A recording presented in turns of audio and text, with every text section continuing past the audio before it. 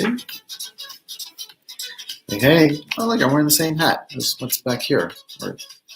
No, here. There we go. All right. Let's see. Okay. All right. We are live with our weekly Vegas updates. I'm Sebastian, host of Ninth Island Connection. We are a weekly lifestyle television show all about Vegas that airs throughout the country.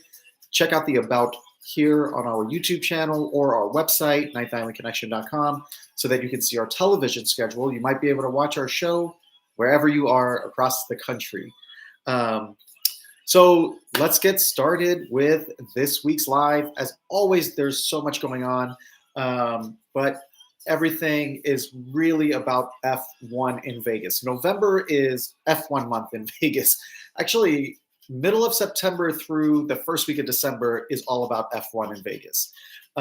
Whether you're a fan or not, it's here to stay for at least one more year, because the contract that was signed originally was for 3 years guaranteed of F1 in Vegas, with an option to go up to 10 years. So an additional 7 years after the third year. And it looks like the strip properties, hey Gary, welcome. The strip properties are making a ton of money off of F1. F1 is making a ton of money. Hey Paigal, welcome. They're all making money.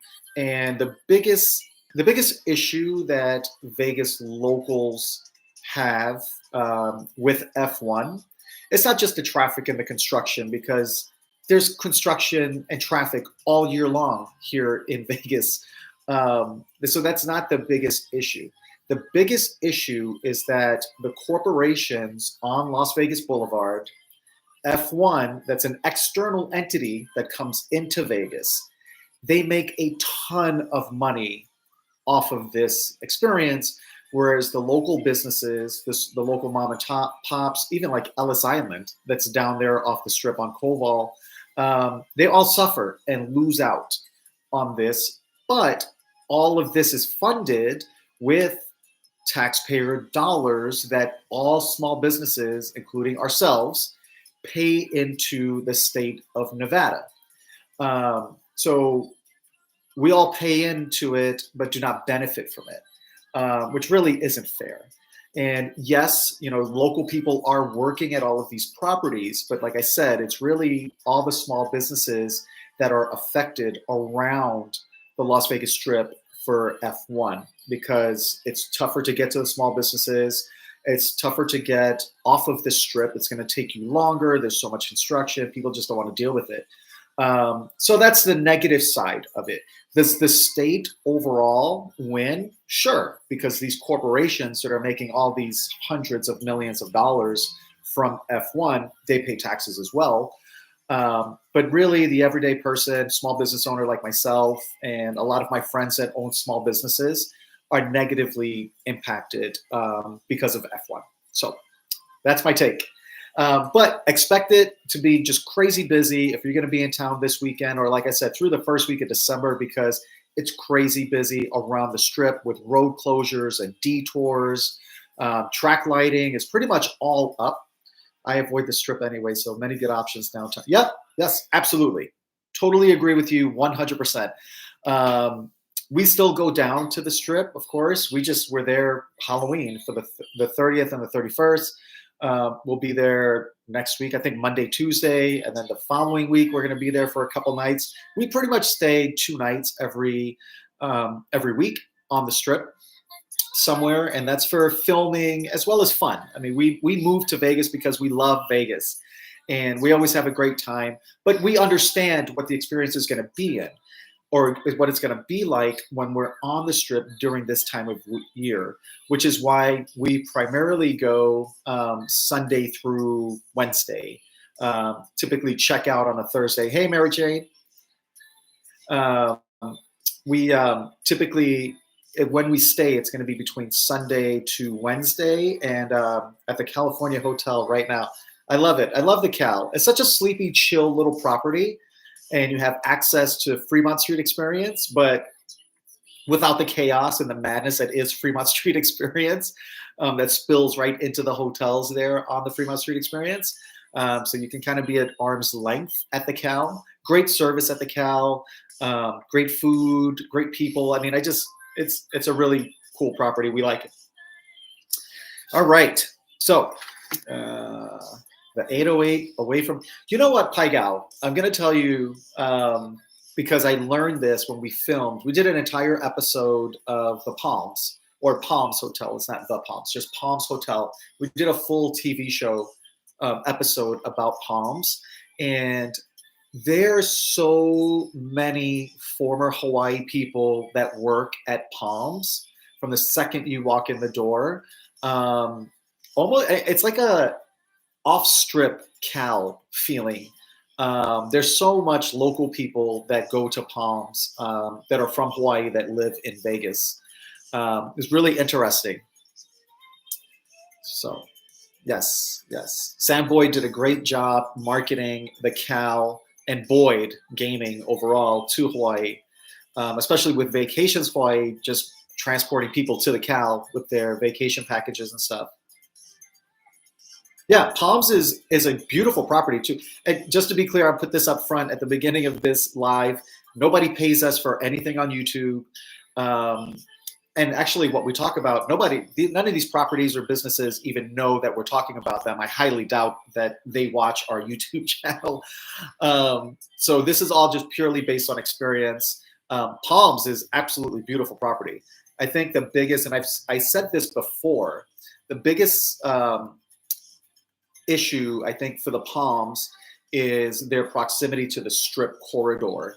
They're really not walking distance. I mean, the closest property would be like Caesar's Palace or Bellagio, but that's a trek. That's a walk, especially in the extreme heat in the summer and then the cold in the winter. So the Palms is really a destination. People that stay at the Palms pretty much spend majority of their time at Palms because of where it's located. Yeah, you've got a casino across the street. I think it's Gold Coast, I believe, is across the street from Palms, but kind of a dumpy property, Palms is really nice, though. It's a beautiful property. So many dining options, a decent-sized casino, lots of options for gaming, and like I said, dining. It's a beautiful property. And I always tell people, if you're looking to get off the Strip, but want to be close to the Strip and do some gambling somewhere, the Palms. Palms is a still have to try the lobster buffet. Yeah, yes, it is 100% worth it. So check them out next time you're in town. All right, guys, let's get into this week's update. And so we talk about F1. The next biggest thing that's happening right now is the weather. It seems like, I guess this is fall, but we don't really have like a transition into fall. There's not like a late summer. It's like, it's really hot. And then you might have a week that it's not as hot, but still high 80s, low 90s. And then suddenly we are where we are now, where it's 60s and like cold wind coming in from the north. So even though the air temperature is mid 60s and it's full sun, the wind that's coming in, which we have right now, 15, 20 mile an hour winds that are north winds, north to south winds, is cold. Like you feel that cold wind. So be prepared if you're going to be in Vegas this weekend, or even now on, it's cooling off quite a bit, where it's just mid 60s, but full sun during the day. You can get away with a light jacket and a t-shirt, but you leave your shorts and slippers at home, because that's done. That's done with here in Vegas. So like I said, mid 60s during the day, and then in the evenings we're getting low 40s.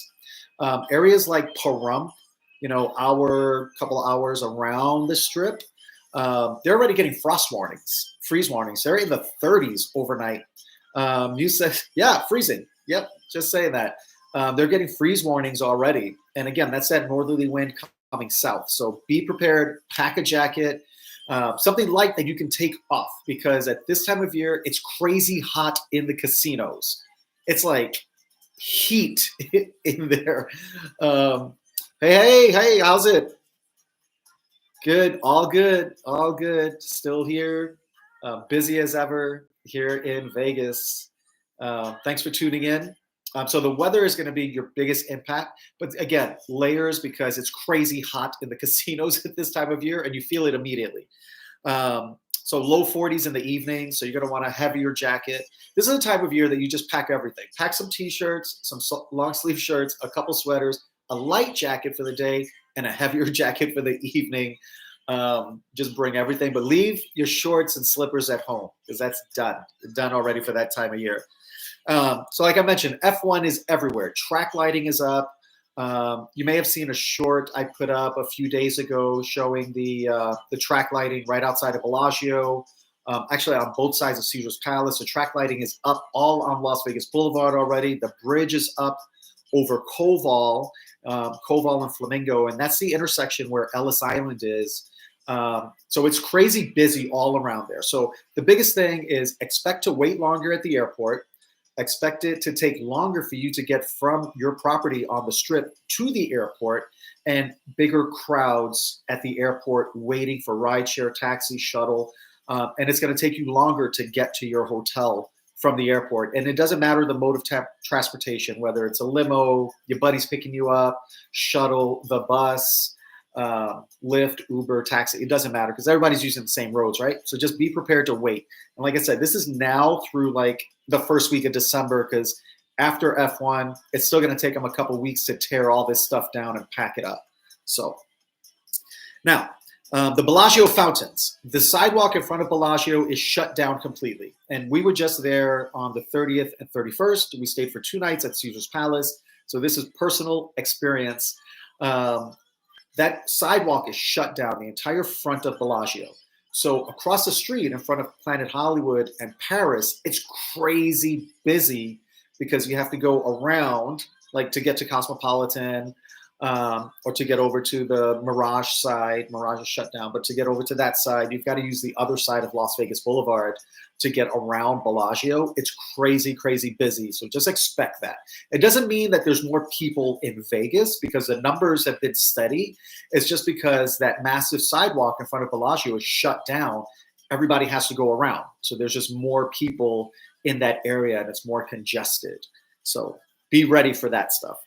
And you cannot watch the fountain shows from in front of Bellagio. You have to be across the street, or if you're staying at Paris or Planet Hollywood, even like Cromwell, you can see the fountain show. Obviously, if you're staying at Bellagio or Caesar's Palace and the Octavius Tower or Augustus Tower, and you get a Bellagio side view, you can see the fountain show. But straight on in the front of Bellagio, that's not an option. It's completely shut down.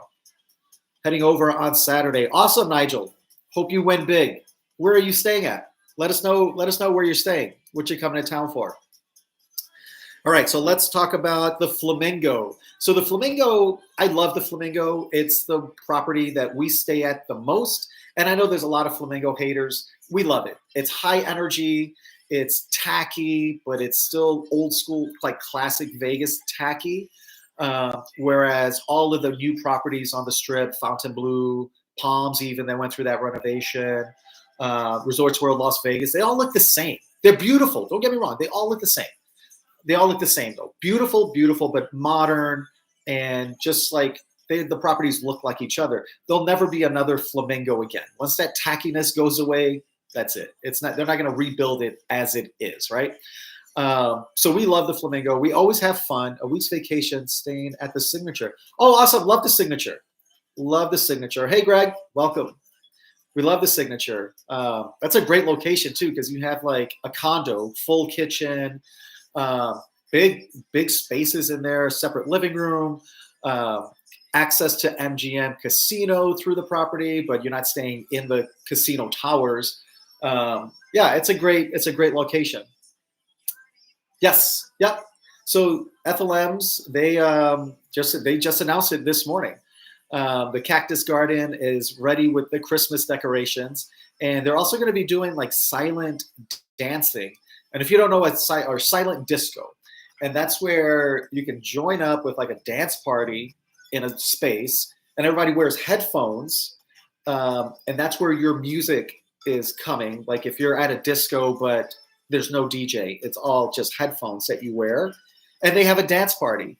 I've seen it in Hawaii. They did it at Kaneohe Mall a couple times over there, or excuse me, Windward Mall in Kaneohe.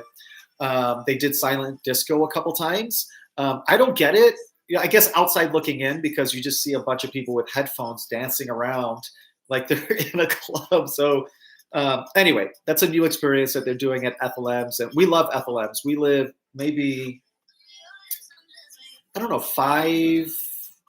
less than 10 minutes from FLMs, and we go every year. We go for, and when people come to visit around Christmas time, we take them to FLMs also to do the cactus garden. It's really cool.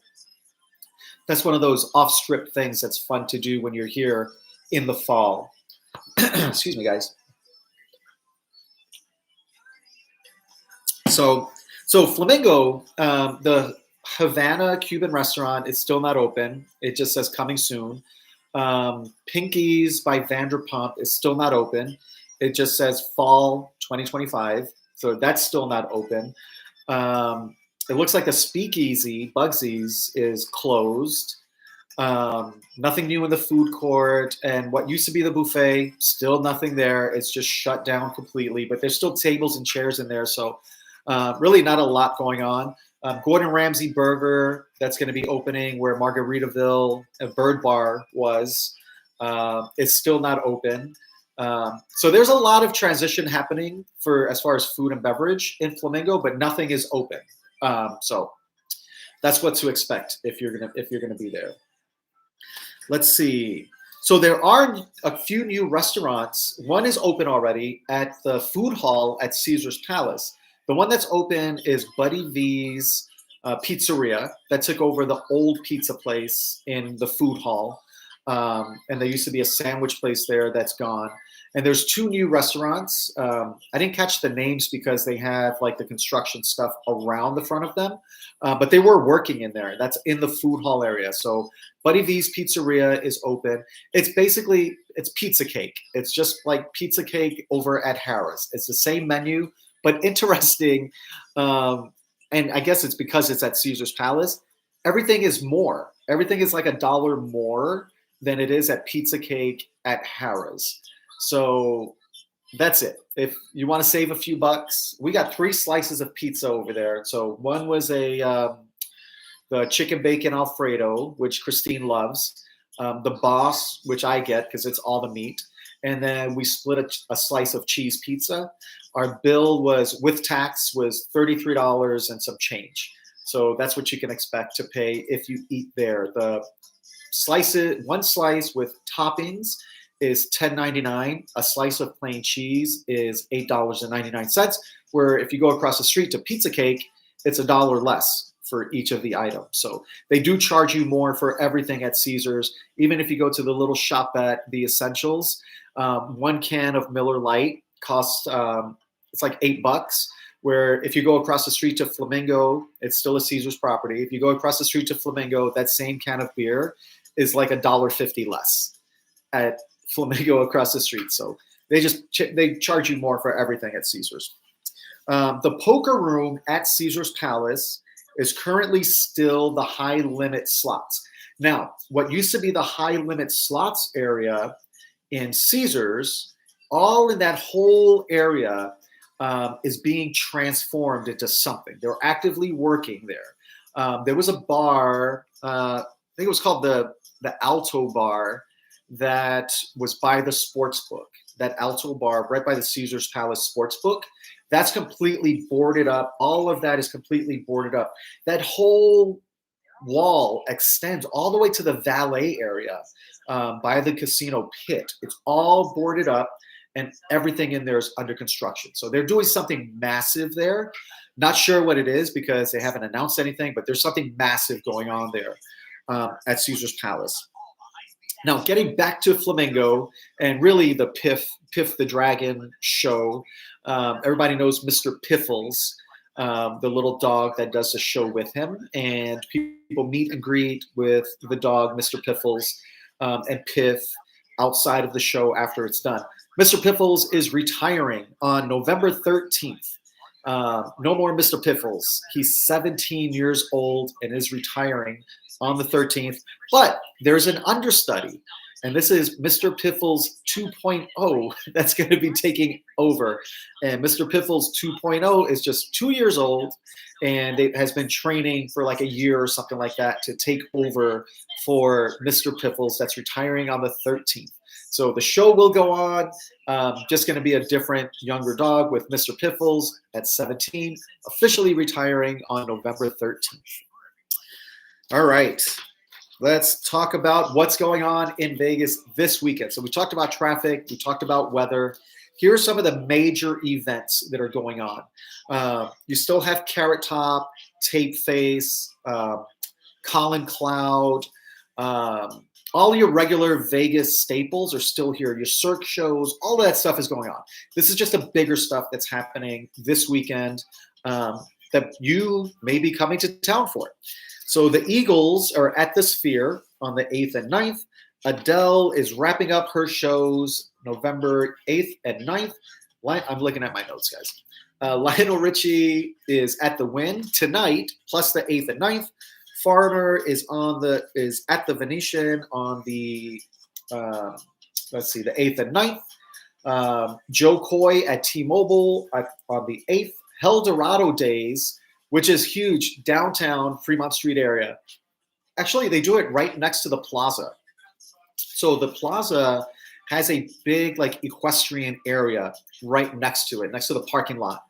I'm going to be at Planet Hollywood New Year's for 50 cents. Let's go.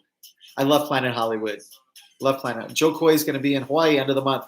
Yep, he loves Hawaii. He said he travels there quite often. I have friends that have seen him at the Blaisdell. So Joe Coy is going to be at T-Mobile on the 8th. Hell Dorado Days, which is a big rodeo event.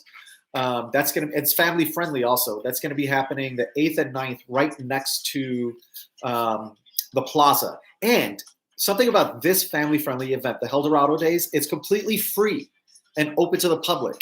So you can go in, check it out a little bit. You can see the barrel runners, and I don't know all the terms for cowboy rodeo events, but you can just go in, sit on the bleachers, check out a couple things, and then go on with your evening. Or you can just pop in and watch the whole thing. It's completely free and open to the public, and it is family friendly. So it's a fun time. It does get cold down there, though, so you're going to want to have a heavier jacket for that. It's officially Core Arena. It's the equestrian area that's next to the plaza down there on Main Street. Let's see. Santana is going to be at House of Blues on the 6th, 7th, and 9th, and 10th. King Gizzard and the Lizard Wizard is going to be at Planet Hollywood on the 8th. Babyface at Palms on the 8th and 9th. Billy Joel and Sting at Allegiant Stadium on the 9th. Barry Manilow still doing his thing at Westgate on the 7th, 8th, and 9th. Pitbull, which I have to tell you, I've seen Pitbull. I've gone to his show at Planet Hollywood, actually. That's 100% energy. Like, he comes in at 100 miles an hour, and it doesn't stop until the end. It's such a high-energy, fun show. And no, Pitbull does not pay me. I was actually so surprised that what you see on TV, if you've ever seen Pitbull on television or one of his music videos, that's exactly how his show is live. 100 miles an hour. A really fun experience. So he's going to be over at Fountain Blue on the 8th and 9th. The Bronx Wanderers, who we've seen at least three times we've seen the Bronx Wanderers show. That's going to be over at South Point on the 8th, 9th, and 10th. And then there's SEMA Festival that's going on at the Las Vegas Convention Center. If you don't know and that's going to be on the 8th. If you don't know what SEMA is, that's a massive global car show. It's huge. It's a huge, huge event, and it's invitation only. You cannot buy tickets for this event, but it adds to a ton of traffic on the Strip. Best breakfast in the Cosmopolitan. There's that egg slut upstairs that's pretty popular. That's pretty popular for just go for breakfast. That's really it. Because you're going to be a Cosmopolitan, what I would recommend, and it's going to save you time and it's going to save you money.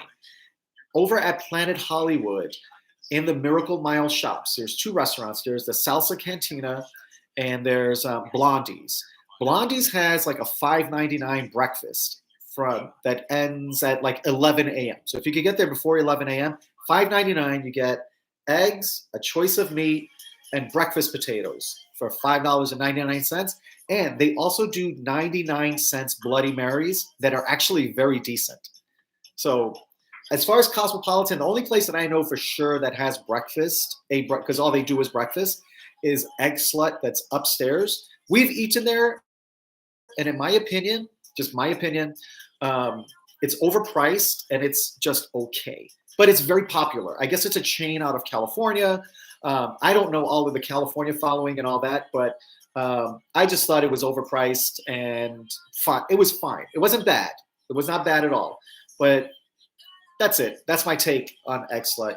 100% would recommend walking over right across the street to Planet Hollywood, Miracle Mile shops, and hit up either Salsa Cantina or Blondie's for breakfast. And then over at Miracle Mile shops for lunch and dinner, there's Ocean One down there that is like the best deal in town, it's the best deal on the strip. All the menu items are $5.99 for lunch. Anything. You get a salmon fillet with salad, chicken wings, burgers, anything. It's all $5.99, which is a great deal. And flights over there in the Miracle Mile shops. Lots of options also. Hope that helps. All right. So that's it for the events. So I wanted to share some winners, and I think you guys are going to be surprised. So over at the Fremont, there's two winners. Somebody won $20,000 playing the Fortunes, the one with the big pot and the gold coins on top that kind of spills out when you get the bonus. Somebody hit it for $20,000. And the reason I'm sharing that one, and the next one that I'm going to share also at Fremont, somebody won just under $15,000 jackpot playing Cat's Wild Serengeti.